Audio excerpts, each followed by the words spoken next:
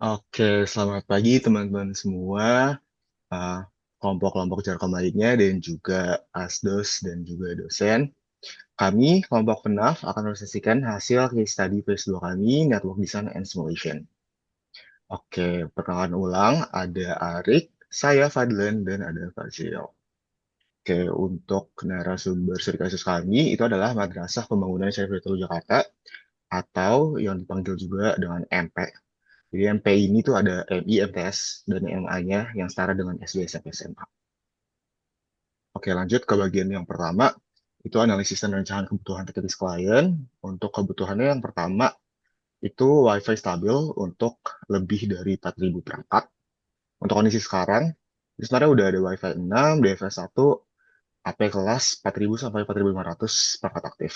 Dan untuk kebutuhannya itu dibutuhkan optimisasi kemajuan akses dan kios. Terus tidak ada interferensi antar AP, jadi dibutuhkan penataan AP standar dan konsisten.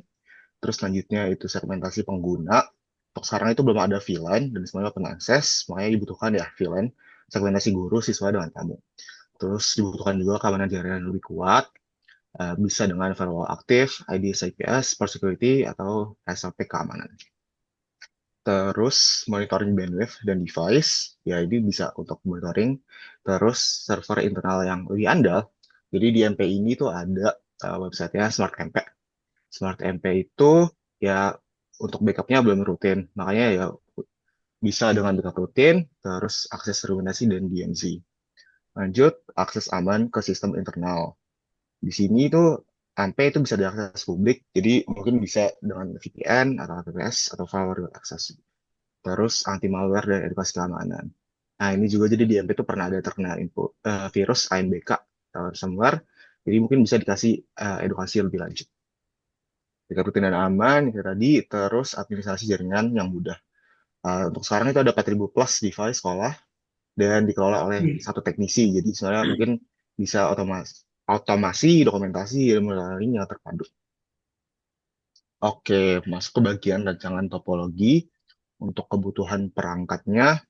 Jadi ini dibagi jadi beberapa divisi. Yang pertama ya ada dari ISP-nya sendiri, jumlah perangkatnya dua, terus divisi kelas dan lab, lalu ruang guru dan kepala sekolah, DTU, dan jaringan web sekolah. Untuk detailnya bisa lihat di sini atau untuk lebih detail lagi bisa lihat di laporannya. Ini untuk subnetting VLSN-nya. Seperti yang tadi, untuk subnetnya ada kelas, lab, ruang guru dan kepala sekolah, TU, dan web sekolahnya. Untuk topologi jaringan pakai tracer sendiri, itu seperti ini. Subnettingnya tadi per router gitu ya. Dan untuk cara desainnya itu topologi mesh. Kenapa? Karena 4 poin ini tidak ada single point of failure. Kegagalan satu jalur tidak membuat seluruh jaringan putus karena setiap router memiliki lebih dari satu rute komunikasi. Keadalan jaringan yang terjaga, nah, seperti kayak tadi, ya kalau satu router mati, jadi ini lebih aman, distribusi traffic lebih baik, terus akses lebih aman dan stabil. Oke, bisa lanjut ke selanjutnya. Oke, selanjutnya itu ada konfigurasi alamat IP pada DNS server ISP dulu. Nah, jadi DNS server ISP itu dikonfigurasikan menggunakan static IP. Tujuannya biar alamat layanannya tidak berubah dan dapat diakses secara konsisten oleh seluruh router internal.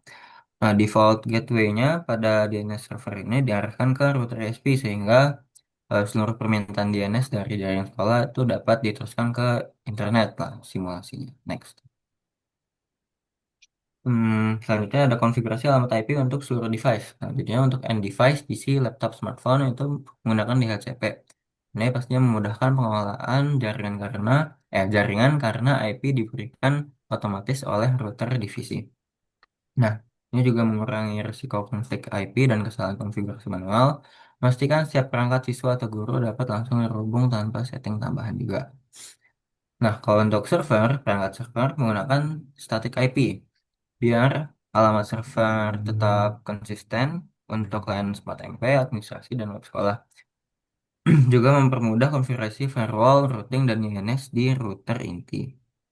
Yang terakhir itu juga menjamin ketersediaan layanan internal tanpa terganggu perubahan alamat IP. Next. Nah, kalau misalnya untuk router divisi memakai IP sesuai pembagian subnet VLSM.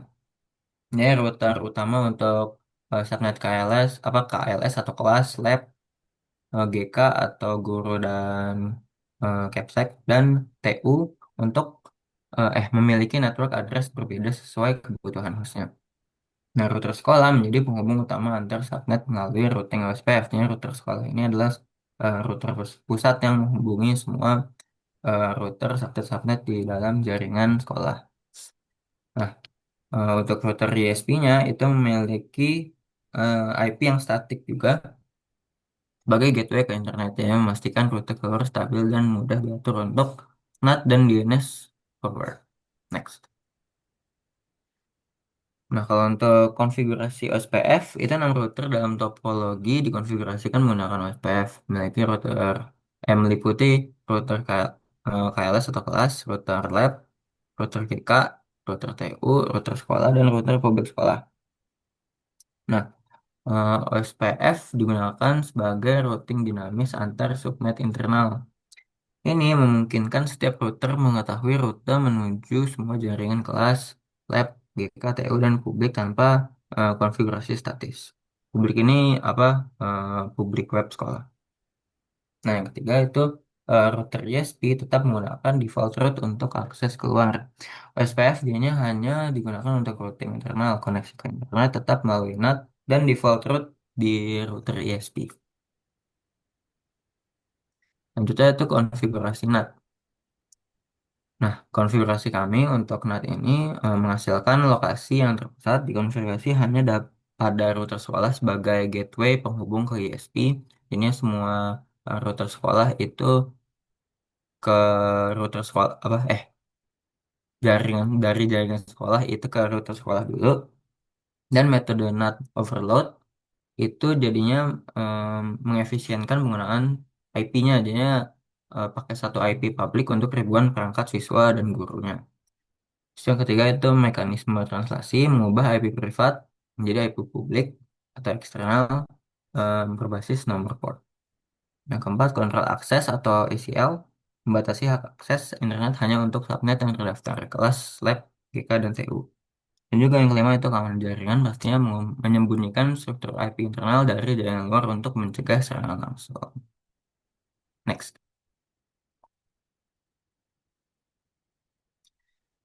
Selanjutnya itu ada implementasi website.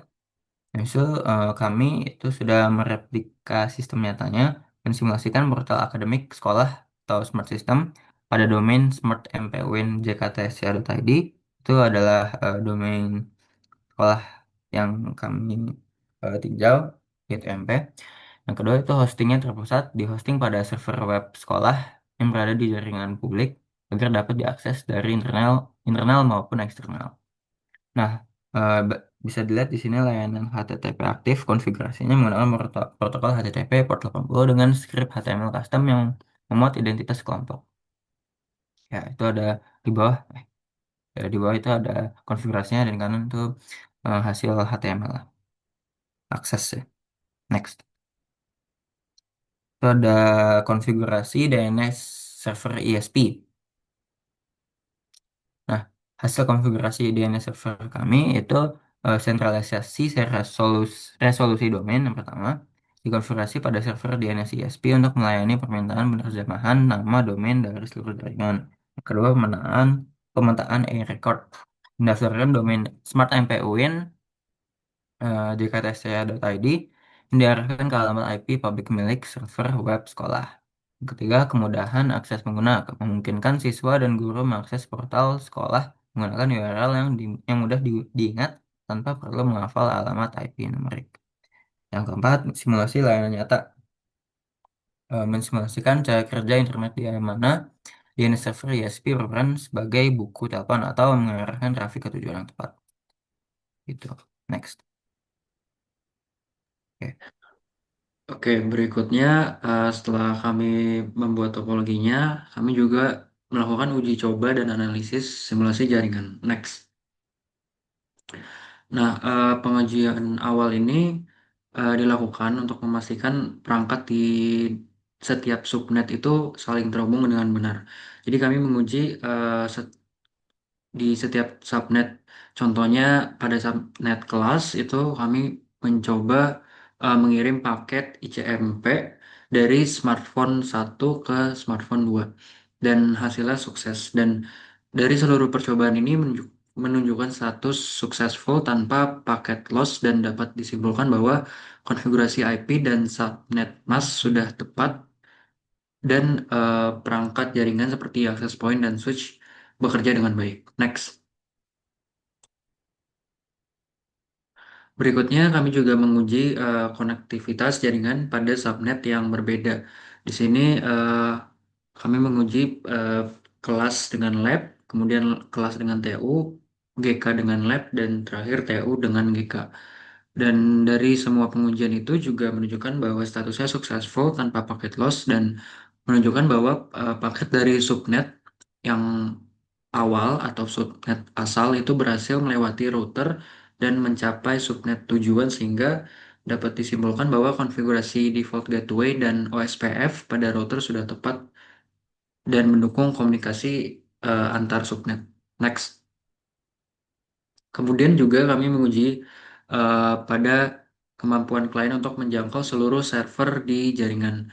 Nah, contohnya kami menggunakan satu klien yaitu subnet kelas dan dari situ eh, contohnya adalah device-nya smartphone satu kelas. Nah, eh, kami coba untuk connect ke seluruh server. Ada server satu lab, server 2 lab, server TU, server web sekolah, dan DNS server. Dan berdasarkan hasil tersebut, percobaannya menunjukkan bahwa statusnya successful juga tanpa paket loss dan artinya konfigurasi IP statis pada server dan routing antar subnet juga sudah tepat. Next.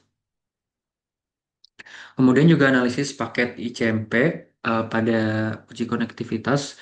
Kami melakukannya pada subnet yang sama. Pertama yaitu smartphone satu ke smartphone 2 di subnet kelas. Nah, dari smartphone satu kelas itu melakukan ping ke smartphone 2 kelas yang berada pada subnet kelas yang sama. Karena keduanya masih dalam satu subnet, paket tidak melalui router tapi langsung diteruskan oleh perangkat layer 2 dan dari dan ketika dilihat di simulation event list itu terlihat urutan pergerakan paket untuk echo request. Jadi smartphone satu ke access point, kemudian ke switch, terus ke access point 2, terus terakhir sampai di smartphone 2. Lalu echo reply kembali melalui jalur yang sama dengan arah yang berlawanan. Selama proses tersebut, IP sumber dan tujuan tidak berubah, sedangkan yang berganti itu cuma alamat MAC dari setiap hop akibat proses switching. Next. Kemudian juga diuji untuk paket ICMP yang antar subnet itu dari smartphone satu kelas ke server satu lab. Dan kalau di kasus ini smartphone satu itu mengirim ICMP echo request ke server satu lab yang berada pada subnet lab. Dan dari event list itu terlihat bahwa alur paketnya adalah smartphone satu ke access point satu kelas, kemudian ke switch kelas, terus router kelas, router lab, switch lab, dan terakhir server satu lab. Dan echo reply juga kembali melalui jalur yang sama. Dan karena tujuannya itu berada di subnet lain, smartphone satu kelas itu terlebih dahulu mengirim paket ke default gateway yaitu router kelas. Dan sebelum itu perangkatnya melakukan ARP untuk mencari MAC router kelas dan membungkus paket ICMP itu ke dalam frame dengan MAC tujuan tersebut. Di router kelas itu header layer 2 dilepas, kemudian router itu ngecek table routing OSPF, terus meneruskan paket ke router lab yang memiliki informasi network lab. Dengan IP-nya itu 192.168.4.0. Dan setiap kali paket melewati router, nilai TTL itu berkurang satu hingga akhirnya tiba di server satu lab. Kemudian terakhir juga server mengirim echo reply dengan IP sumber dan tujuan yang sudah dibalik dan menempuh rute yang sama kembali ke smartphone satu. Next. Kemudian dianalisis juga, analisis highlight dan kontras antara dua uji tadi dan menunjukkan bahwa perbedaan yang cukup jelas yaitu pada uji ICMP 1 subnet itu komunikasi itu sepenuhnya ditangani oleh ARP dan proses switching di perangkat layer 2. Sebaliknya pada uji antar subnet, paket harus dikirim ke default gateway dan diteruskan oleh beberapa router yang menggunakan OSPF untuk menentukan rute. Next. Kemudian juga kami menguji konektivitas dan analisis redundansi dari jaringan. Nah, ini dilakukan untuk melihat bagaimana perilaku jaringan ketika salah satu link di bagian core itu mengalami gangguan. Nah, contohnya pada kondisi awal itu seluruh port itu berfungsi eh, dan kami melakukan ping dari PCTU itu ke eh, router core jaringan dan hasilnya itu sukses. Next. Kemudian juga kondisi akhirnya itu ketika ada missing link. Nah, missing link ini kami simulasikan dengan kami shutdown interface serial 011 pada router TU untuk sebagai simulasi missing link. Nah, ya, itu kami lakukan di router TU di command line-nya. Kami lakukan shutdown, terus dicoba lagi ping ke di PCTU itu. Dan ternyata ujinya itu hasilnya itu adalah kondisi missing link menunjukkan bahwa jalur yang ditempuh paket itu memang berubah ketika salah satu link antar router dimatikan. Dan setelah interface pada router TU di shutdown, paket tetap dapat mencapai PC1 lab, tetapi dialihkan terlebih dahulu ke router kelas sebelum diteruskan ke router lab. Dan perubahan ini memperlihatkan bahwa SPF itu mampu menghitung ulang jalur dan memanfaatkan link alternatif yang tersedia sehingga koneksi antar subnet itu tetap terjaga meskipun satu link di core jaringan itu mengalami kegagalan. Next. Nah, perbedaan rute ini eh, kami rangkum dalam bentuk grafik berarah pada tabel berikut. Next. Nah, berikutnya kami juga melakukan analisis NAT. Nah, NAT ini diuji dengan mengirim trafik ke jaringan internal dari jaringan internal ke jaringan eksternal. Nah, kami ambil contoh itu di PCTU, itu kami lakukan ping ke jaringan eksternal dan ternyata eh, dan hasilnya itu sukses dan dapat dilihat di routers ketika dilihat di command line router sekolah di apa run show IP NAT translation itu outputnya itu memperlihatkan bahwa IP internal PCTU itu ada pada kolom inside lokal dan dia diterjemahkan menjadi alamat publik pada kolom inside global. Sehingga dapat disimpulkan bahwa konfigurasi NAT di router pusat ini telah berjalan dengan benar. Next. Nah, berikutnya adalah uji akses halaman web serta pengujian DNS dan HTTP. Untuk yang halaman web kami coba buka di URL smart.mpwinjkt.sch.id dan akses halaman itu dilakukan di PC1 Lab menggunakan browsernya seperti terlihat pada gambar dan ini berhasil dan menunjukkan bahwa dari sudut pandang pengguna alur komunikasi dari PC1 Lab menuju server web itu sudah berjalan normal. Next. Kemudian juga kami menguji DNS yaitu proses pemetaan nama domain ke alamat IP itu dianalisis lebih lanjut menggunakan mode simulation. Nah, pada gambar tersebut memperlihatkan bahwa tampilan PDU pada perangkat DNS server itu ketika menangani permintaan pada PC1 Lab tadi itu pada layar aplikasi terlihat bahwa protokol yang digunakan adalah DNS dan menemukan alamat IP yang terkait dengan domain yaitu smart mpwnjkt.sch.id itu lalu mengirimkan respons kembali ke klien dan ini em, menjadi bukti bahwa proses name resolution itu berhasil sehingga PC1 Lab dapat berkomunikasi dengan server web menggunakan alamat IP hasil jawaban DNS. Next. Setelah itu kami juga melakukan uji TCP. TCP itu ada SYN, SYN ACK, dan ACK. Dan untuk setelah alamat IP server itu diketahui, PC1 Lab itu membangun koneksi TCP ke server web.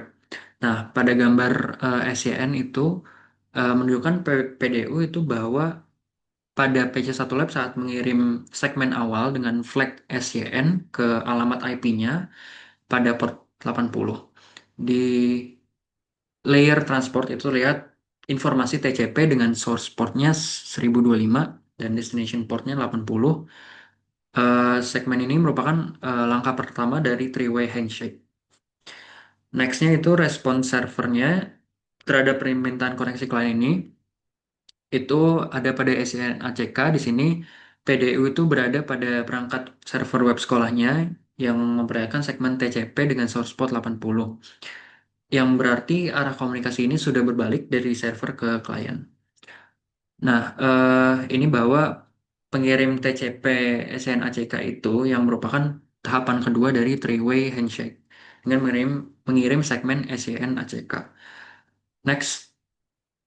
Nah, tahap ketiganya itu ada dari three-way handshake itu ada pada tahap ACK, itu terlihat pada gambar itu kembali pada PC1 Lab dan menunjukkan bahwa segmen TCP dengan flag ACK ini aktif dengan source port 1025 dan destination 80. Nah, keterangan di bawah ini juga menyebutkan bahwa perangkat mengirim TCP ACK segmen beserta informasi sequence number dan ACK number yang sesuai. Berikutnya adalah setelah segmen ACK diterima oleh server, status koneksi TCP berubah menjadi established, dapat dilihat di gambar dan memperlihatkan PDU di server web sekolah itu ketika menerima segmen ACK dari PC1 Lab. Kondisi ini itu menunjukkan bahwa jalur komunikasi dua arah antara klien dan server sudah terbentuk secara penuh. Next. Dan yang terakhir kami juga menunjukkan bahwa bukti HTTP-nya itu juga sudah bekerja, dan dari uji tadi setelah TCP berhasil dibuat, protokol HTTP juga selanjutnya mulai digunakan untuk bertukar data. Nah, gambar ini menampilkan bahwa PDU pada server web sekolah itu ketika menerima HTTP request dari PC1 Lab. Di layer aplikasi jelas tertulis HTTP, sementara di keterangan bawah disebutkan bahwa server menerima sebuah HTTP request dari klien. Nah, permintaan inilah yang diproses oleh server yang kemudian dibalas dengan file HTML berisi halaman website SmartMP yang akhirnya ditampilkan di browser. Nah, dari semua rangkaian ini dapat disimpulkan bahwa DNS, TCP, dan HTTP juga sudah bekerja dengan baik dalam proses akses web. Next. Oke, mungkin sekian presentasi dari kami. Mohon maaf jika ada kekurangan atau salah kata. Terima kasih.